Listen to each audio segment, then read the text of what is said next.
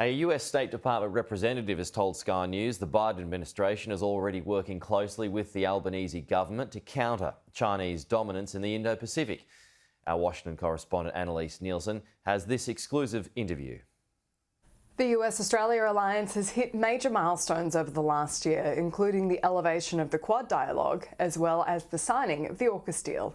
As the new Albanese government works to rebuild diplomatic ties with China, the Biden administration says Australia is a critical ally in countering against Chinese aggression in the region. We're not asking nations around the world to make a choice. We're trying to give them a choice between engaging with the PRC and deepening their engagement with us. We, the United States, have engagement with the PRC on a range of issues. There are elements of our relationship that are conflictual and in which we fundamentally disagree. There are going to be elements of the relationship where it's competitive, and we welcome that competition as long as we play by the same set of rules. And there are elements of the relationship with the PRC that can be cooperative. Unfortunately, that's a narrowing band of issues where we can cooperate, whether it's through AUKUS or whether it's through the Quad or whether it's through the partnership with NATO or a bilateral relationship. The U.S.-Australian relationship is going to be absolutely critical as we are addressing the multifaceted challenges that's coming from the PRC. And Foreign Minister Penny Wong's early efforts in the Pacific haven't gone unnoticed. We think that we are stronger, clearly, when we are working together. The work that our two countries are doing with others, for example, in the Pacific Islands, I think is critical. And Secretary Blinken has had many conversations with Foreign Minister Wong in just her few weeks in office.